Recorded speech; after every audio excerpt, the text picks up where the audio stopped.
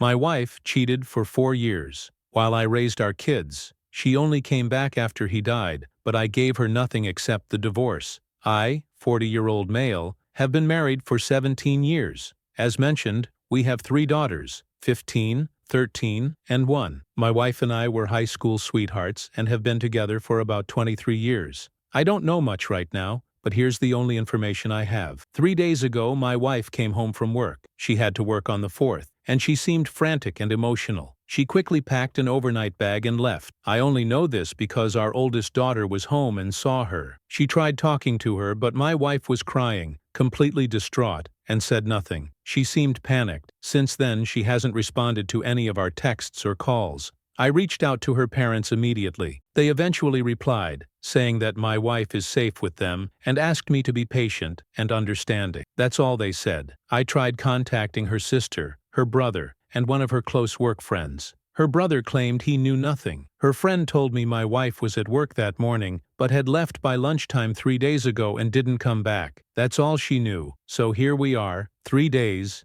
and still no contact from my wife. Not even with the kids. Nobody is telling us anything, and I'm left here trying to keep things together for our daughters. They keep asking what happened with their mom, and all I can say is that she's at grandma and grandpa's, and we need to be patient and understanding. I have this constant, overwhelming urge to just pack up the kids and drive over there without any warning. It's only a 3-hour drive, and sitting here in limbo is agonizing. The kids are starting to think we had a massive fight and are getting divorced, but that couldn't be further from the truth. We don't fight. The kids know that. I don't know what's happening. But can someone offer some logical insight? Emotionally, I'm spiraling, and trying to manage everything alone isn't helping. If someone close to her had passed away, wouldn't I, her husband, be the first one she'd tell? Maybe something from her past resurfaced and caused a breakdown, but again, if the roles were reversed, she'd be the first person I'd run to. We're completely in the dark. None of it makes sense. I'm just here, stuck, with my girls. We know nothing, and everyone is silent. I feel worried, scared, angry, helpless, basically every emotion one can feel in a situation like this. Can anyone offer a reasonable explanation? Why would someone ghost their entire family like this? I'm not super familiar with Reddit yet. Apologies if I don't post this the right way. I'm not even sure how to link to my last post. Last night was rough. I didn't sleep at all. I won't be spending much time on the computer today, but I wanted to share what I've learned so far. My father-in-law didn't call me last night, so I eventually contacted the police. They did a wellness check, as many of you suggested. That, unfortunately, triggered a whole mess of issues I won't get into right now. Turns out my wife has been having an affair for at least 2 years, likely longer. Everyone who commented was right. The man she was cheating with apparently had a heart attack on Tuesday and passed away later that night. I've confirmed that my mother-in-law and likely my sister-in-law knew about the affair and were covering for her. Still, no contact from my wife. Not to me, not to our daughters. I'm trying to shield the kids from this for now. Honestly, I have no idea how to handle this. That's all I know. And frankly, it's more than enough to break me. Thank you to everyone who offered support and advice. I don't know how to move forward from this, but if you pray, please keep us in your prayers. A few people recommended this subreddit, so I joined. I've been reading through a lot of posts, mostly late at night when the chaos of the day finally ends. But then my mind takes over, and I fall into waves of depression, followed by intense anger, sometimes both at once. Sleep has become nearly impossible. I drift through the days like a zombie. I'm trying to learn the acronyms. I guess D-Day for me was Friday. At first I thought it was a 2-year affair, but now I'm almost certain it lasted even longer. The man she was seeing, her AP, was someone she'd known for a long time. His death from a heart attack is what unraveled everything. With the help of my oldest daughter, I'm still trying to uncover the full story. Honestly, I had no intention of continuing to post updates about my situation, but so many people have offered support, advice, and kindness.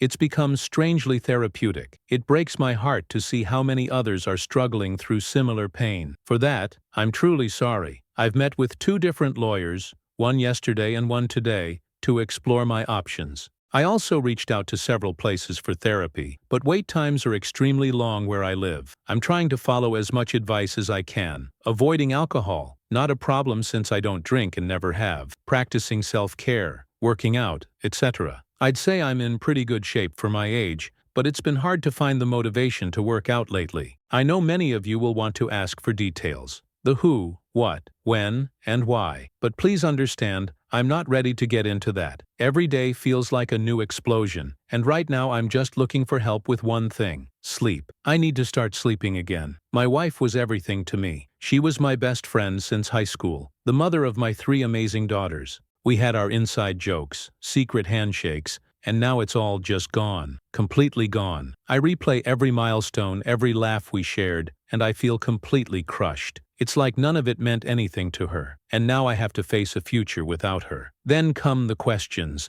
the how could you moments. I'm suddenly flooded with this burning rage I can't control. I scream into my pillow and punch the mattress until my arms give out. It's a horrible cycle. I only sleep when I physically collapse from exhaustion, but even then, I'll wake up suddenly and the mental torment starts all over again. Whatever energy I have left, I pour into my daughters. They've been trying to take care of me like they're the adults. It's not fair to them. They deserve better than this version of me. How did any of you sleep after discovering an affair? How did you deal with the silence, the emptiness of lying awake alone with just your thoughts? Outside of caring for my daughters, I've decided that sleep must become my top priority in all of this. But I don't know how to get there. If anyone has advice, I'd be so grateful. Thank you all. Apologies. I'm still relatively new to Reddit, and I'm not sure how much of my situation I should recap. But it's been just over a week since D-Day, and since that moment, I've learned that my wife's affair lasted well over 4 years. I still don't have the full timeline. It likely started as an emotional connection and eventually became physical. I wonder how much the pandemic and lockdowns factored into it. These are questions I may never get answers to. Yesterday, my in-laws made a surprise visit to see the girls. My wife has been staying at their house since all of this started, which, frankly, is outrageous. They spent all of 15 minutes greeting the kids before asking to speak with me privately. As you'd expect, it was a long conversation. I won't rehash every detail, but here's the bottom line. My wife wants to come home. She's terrified of the backlash and afraid to face what she's done. Her parents spent a lot of time trying to gauge whether I'm planning on divorcing and worked hard to convince me to forgive her and try to rebuild the marriage. They were clearly embarrassed and ashamed, but it was also obvious they wanted her out of their home. The conversation remained respectful and civil. I'll admit, I lied. I told them I wasn't sure about my future plans, even though I absolutely intend to file for divorce.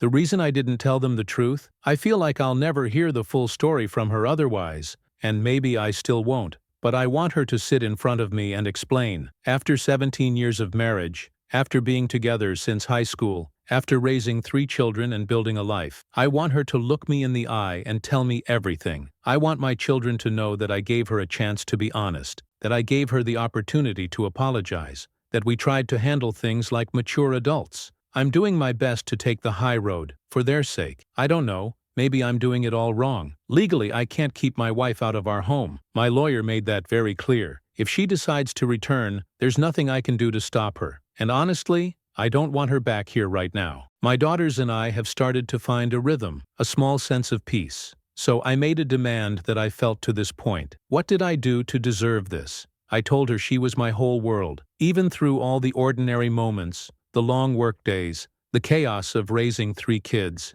I still loved her like I did when we were teenagers. And now, all I had left were memories, and this unbearable ache. I reminded her that the only condition I had set for her return was honesty. Just one honest conversation. I didn't ask for immediate forgiveness. I didn't even ask for a breakdown of every detail. I only asked that she sit down, face me, and show some respect to the life we built, the family we raised. But even that was too much. And she still said nothing. So I told her again, I wanted a divorce. Not as a threat, not out of spite, but because I knew I couldn't live like this, waiting for a truth that might never come, living with someone who couldn't even acknowledge what she had done. At that point, she finally looked up at me. Just looked. Her face was pale, eyes red, mouth trembling like she was going to say something, but nothing came out. I don't know if it was shame, shock, or sheer disbelief that I had figured everything out. Maybe she had convinced herself she could come back and pretend it never happened. Maybe she thought time would smooth it over, but I saw no remorse,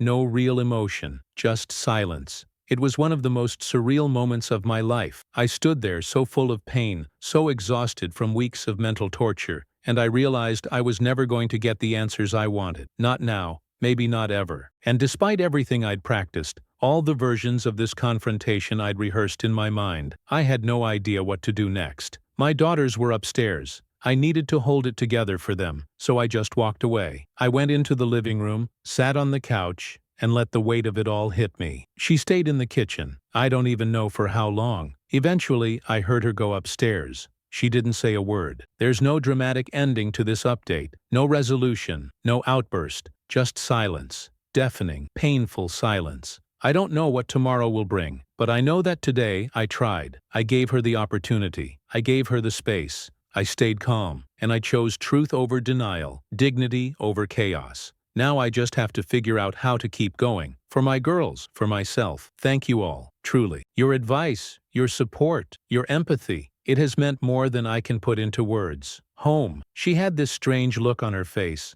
Calm, almost like nothing was wrong. I could tell she wanted to talk, but I was so emotionally drained I didn't have it in me. Still, I asked her if something was wrong. She said no, just that she was thinking about staying at the house this weekend instead of going to her sister's. I didn't respond right away. I just stood there trying to keep my breathing steady, staring into the refrigerator like I was going to find an escape inside. Then she said it. She said she didn't want to keep being a ghost in this house, that she wanted to start repairing the damage, to start talking again, especially for the girls. I couldn't take it. I snapped. I didn't yell. I didn't even raise my voice. But the words came out sharper than I intended. I told her that she was the one who made herself a ghost, that she chose to lie, to vanish, to betray every part of our life together. And then I asked her, again, the one question that never leaves me, was he worth it? She didn't answer, just stood there like a statue. No apology, no explanation, no tears, just that same blank expression. And that broke something in me. I told her she needed to go to her sister's,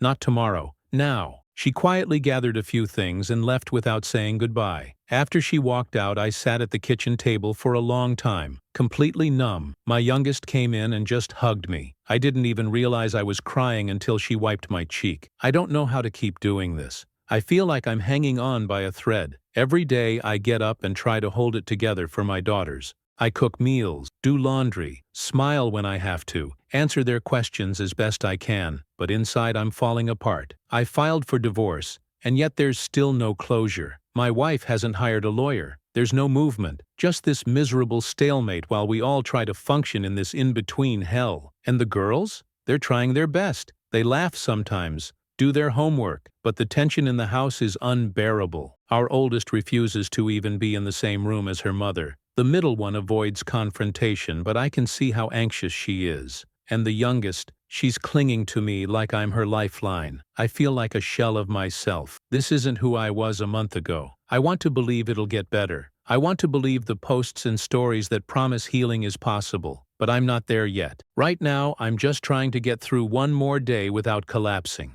To anyone who's cohabitated with a cheating spouse, how did you survive this? How did you keep your kids emotionally stable? How did you keep your own sanity? I'm trying to stay strong. For them, for me. But tonight I'm not strong. Thanks for reading. Thanks for caring. I don't know what the next phase looks like. I don't even know if the worst is behind me or still ahead. But knowing someone is listening, that helps more than I can explain. Was standing in the hallway again last night. I had just turned off the lights, getting ready to go to bed, and there she was. Quiet, awkward, waiting. I sighed and asked her what she wanted. She whispered, just to talk, please. I didn't say anything. I was so worn down by the constant emotional swings, her crying, apologizing, clinging, then avoiding, only to repeat the cycle again. But I stepped aside and let her in. She sat on the edge of the bed like a nervous stranger, and just stared at the floor for a long time. And then, for the first time since all of this began, she actually started talking. Not just vague apologies,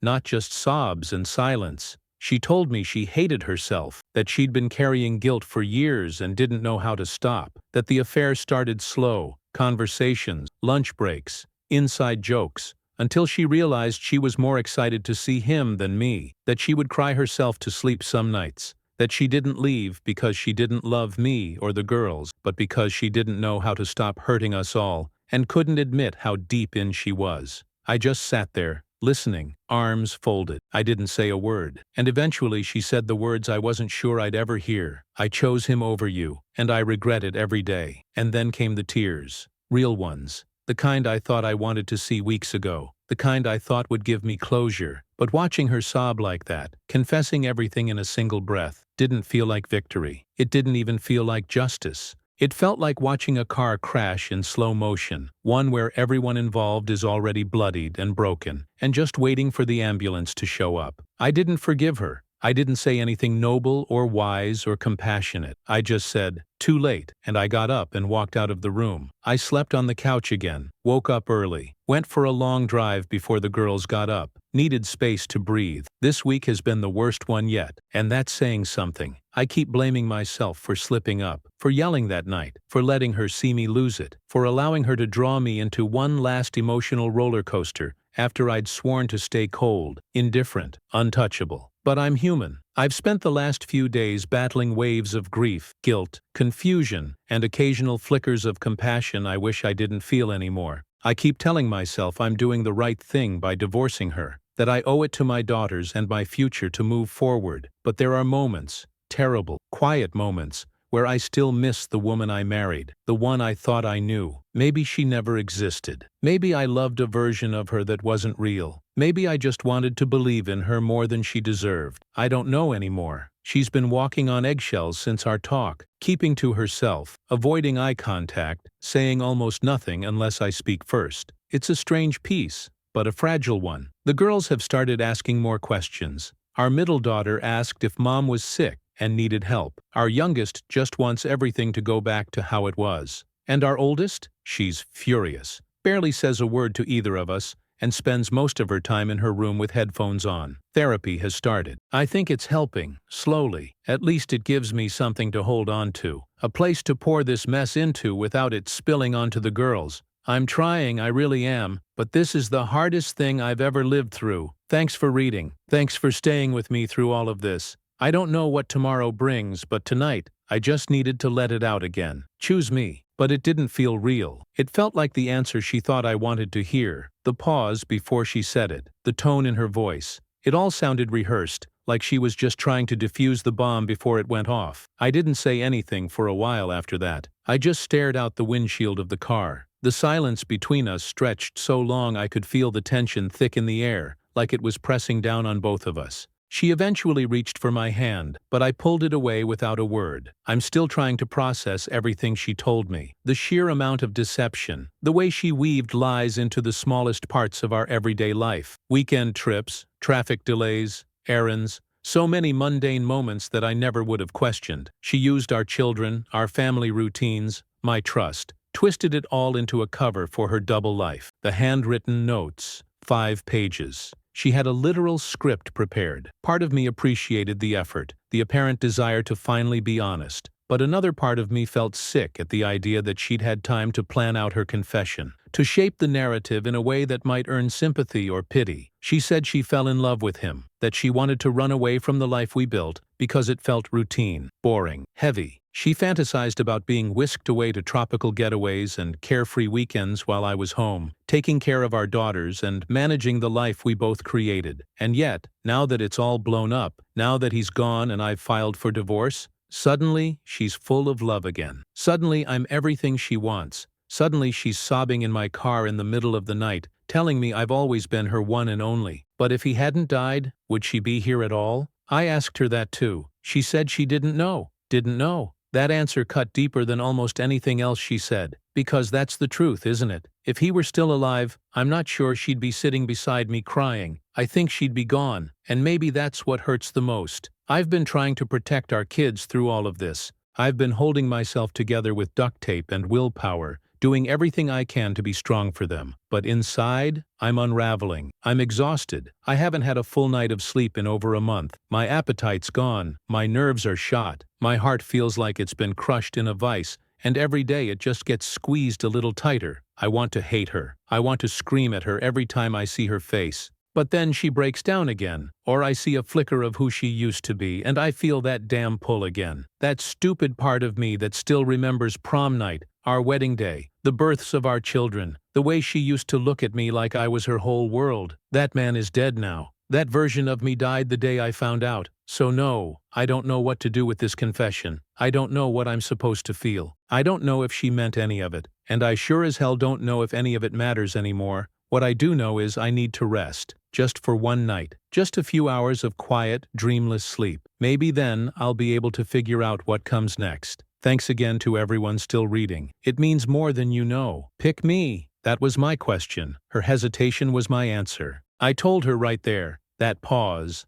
that doubt, was why I was divorcing her. Because even now she couldn't tell me the truth. She was still lying. She broke down again, sobbing uncontrollably. But she didn't say another word. We sat in the car for a long while. Her crying. Me, just sitting in silence, completely drained. Eventually I told her we were divorcing. That we owed it to our daughters to remain civil. To stay strong, kind, and present in their lives. I told her that after everything she had put me through, I hoped she could at least be a good enough person to end things fairly, respectfully, and without cruelty. That would be her last chance to show that she ever really loved me. And then, I said one final thing. It wasn't even my own line. I'd read it somewhere online, but it felt right, painful, honest, final. I leaned over, kissed her softly on the forehead, and told her, I would have loved you forever. Then I got out of the car and walked inside, went to bed. Of course I didn't sleep, not a second, and now here I am, still wide awake another night later,